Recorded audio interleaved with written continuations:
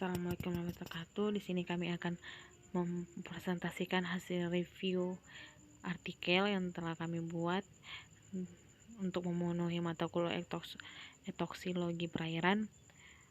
Kami terdiri dari 3 kelompok, yaitu yang pertama yaitu Andini, kedua Delta Jessica Santuri, ketiga Yuniarsi.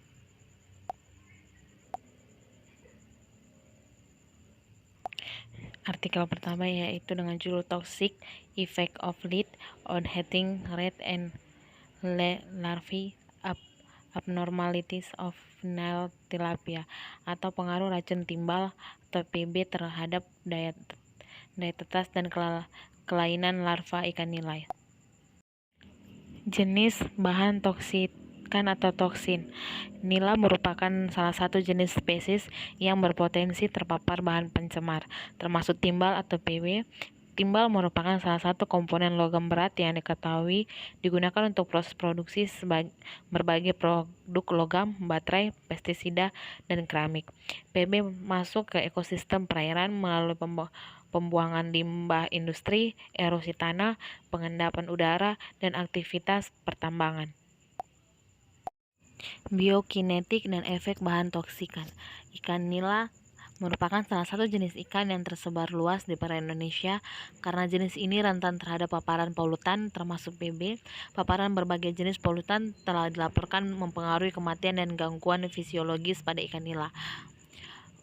Mulyari dan kawan-kawan mendokumentasikan kerusakan histopatologi jaringan insang pada ikan yang terpapar limbah cair pabrik kelapa sawit, antara lain hiperplasia, fusi lamela, hemoragi, dan atrofi. Selain itu, kerusakan tersebut menyebabkan terganggunya kinerja pernapasan ikan. Telah diketahui dengan baik bahwa paparan polutan dapat menimbulkan risiko yang berbahaya bagi sistem reproduksi ikan. Paparan PB terbukti mengganggu proses pemijahan ikan yang ditujukan dengan meningkatnya anomali morfologi dan kematian sperma. PB berdifusi secara pasif ke dalam kuning telur dan menghambat aktivitas enzim pertumbuhan embrio. Selain itu, PB menggantikan ion dalam tulang, menyebabkan beberapa kelainan bentuk pada larva ikan seperti skoliosis, lordosis, dan kyphosis. Teknik mendesain pengamatan dari efek bahan toksikan. Yang pertama, spesimen kimia dan telur ikan.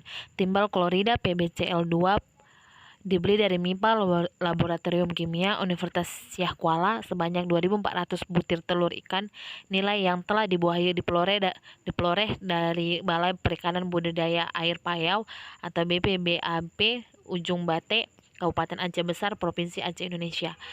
Dan kedua itu desain eksperimental. Percobaan dilakukan dengan 4 perlakuan, masing-masing dengan 3 ulangan. Secara rinci, konsentrasi PB pada masing-masing perlakuan adalah sebagai berikut. Kontrol atau 0 mg per L PbCl2 perlakuan A atau 0,15 mg PbCl strip L setara dengan 0,21 mg strip L. Perlakuan B atau 0,30 mg PB strip L setara dengan 0,42 mg. Dan perlakuan C 0,45 mg PBL setara dengan 0,63 mg. Baik, selanjutnya yaitu hasil. Masa paparan PB berlangsung selama 10 hari. Beberapa parameter seperti tingkat penetasan, kelangsungan hidup, denyut jantung, tingkat malformasi, kelainan larva, kandungan PB dalam faktor biokonsentrasi larva, dan tingkat akumulasi harian PB diperiksa. Hasil penelitian menunjukkan bahwa paparan timbal klorida dengan konsentrasi 0,63 mg per L secara signifikan meningkatkan denyut jantung larva ikan nila. Hasil serupa juga diamati pada ikan zebra, Danio rerio, terkena monosodium glutamat. Paparan PB klorida dengan konsentrasi lebih dari 0,63 mg per L telah menyebabkan peningkatan denyut jantung dan laju malformasi larva ikan nila. Malformasi ikan nila yang terpapar PB meliputi lordosis, kyphosis, dan pembentukan ekor. Faktor-faktor yang mempengaruhi toksisitas bahan pencemar terhadap organisme perairan. Jenis bahan toksikan atau toksin. Jenis bahan toksikan yaitu toksin logam logam. Efek dari bahan pencemar toksikan logam terhadap biota perairan lebih sering terpapar pada bermacam bahan pencemar, terutama bahan pencemar logam. Biokinetik dan efek bahan toksikan. Hampir pada setiap kasus pencemar lingkungan perairan umumnya selalu berkaitan dengan efek interaktif lebih dari satu jenis bahan pencemar secara umum. Efek interaktif bahan pencemar dapat berupa efek sinergis atau antagonis, yaitu berlawanan. Bergantung pada jenis bahan pencemar dan kondisi organisme yang terpapar, efek sinergis merupakan efek toksisitas gabungan dua atau lebih bahan pencemar, di mana pengaruh toksisitas akan lebih besar dibandingkan hanya satu jenis bahan pencemar. Sebaliknya, efek antagonis terjadi pada kondisi di mana pengaruh toksisitas dua atau lebih bahan pencemar akan lebih rendah dibandingkan efek yang terjadi pada paparan satu jenis bahan pencemar logam, dapat menyebabkan peningkatan biokumulasi dan toksisitas perairan. Selanjutnya, uji toksisitas ekstra daun bakau Soneratia alba terhadap Artemia. Cara uji toksisitas terhadap senyawa toksikan atau toksin. Uji standar toksisitas akut sampai 96 jam digunakan metode yang mengacu pada Brain Shrimp Lethality Test atau BSLT dengan konsentrasi perlakuan 73,3, 76,7, 80,3, dan 84,1 ppm serta 0 ppm sebagai kontrol, dan perhitungan nilai LC50 mengacu pppada analisis Red Muens. Hasil menunjukkan nilai LC50 ditentukan pada konsentrasi 76,4 ppm, sehingga disimpulkan bahwa ekstra daun bakau bersifat toksik bagi Artemia pada konsentrasi tertentu, dan konsentrasi ekstra daun bakau yang aman bagi Artemia adalah di bawah 76 P. Baik, selanjutnya akan dilanjutkan oleh teman saya. Baiklah, saya akan melanjutkan tentang uji toksisitas akul LC50. Untuk menentukan konsentrasi ambang atas dengan menghitung laju kematian relatif Artemia lebih dari 95% dalam waktu dadah 24 jam, dan penentuan konsentrasi ambang bawah dengan menghitung sintasan relatif Artemia dari 95% dalam waktu dedah 48 jam. Penentuan konsentrasi ambang pada uji toksisitas disesuaikan hasil konsentrasi ekstrak daun bakau segar, yaitu 70, 80, 90, dan 100 mg per liter. Untuk mendapatkan konsentrasi toksisitas LC50, yaitu di mana konsentrasi yang mematikan 50% dalam waktu dedah 24 jam sampai 48 jam. Konsentrasi yang digunakan pada uji toksisitas adalah konsentrasi yang didapatkan dalam konsentrasi ambang atas dan bawah dengan persamaan untuk mencari nilai tertentu dalam interval logaritma dengan menggunakan rumus di bawah ini. Bisa dilihat log n besar n kecil sama dengan K dalam kurung log an tutup kurung. An sama dengan BA sama dengan CB sama dengan DC sama dengan CD. Baiklah, selanjutnya di mana N besar sama dengan konsentrasi ambang batas, N kecil konsentrasi ambang bawah, A kecil konsentrasi terkecil dalam deret konsentrasi yang ditentukan, dan K jumlah konsentrasi yang diujikan. Sehingga konsentrasi yang akan diuji pada pengujian lanjut adalah 73,3, 76,7, 80,3, dan 84,1 mg per liter. Masing-masing perlakuan diulang 3 kali. Artemia dengan kepadatan 10, 1 ekor per liter. Pengamatan dengan mencatat jumlah Artemia yang mati dan yang hidup mulai dari jam ke 0 sampai 24, 48, 72, dan 96 jam. Selanjutnya ada penghitungan LC50.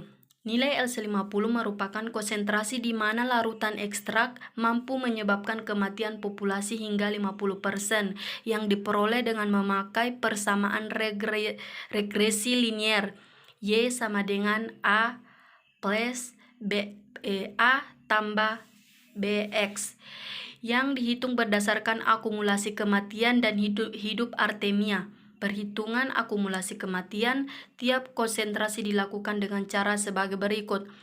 Pertama, ada akumulasi kematian pada konsentrasi 73,3 ppm adalah jumlah artemia yang mati pada konsentrasi tersebut. Kedua, akumulasi kematian pada konsentrasi 76,7 ppm sama dengan jumlah artemia yang mati pada konsentrasi 73,3 ppm. Dan 76,7 ppm, akumulasi kematian pada konsentrasi 80,3 ppm sama dengan penjumlahan artemia yang mati pada konsentrasi 73,3 ppm.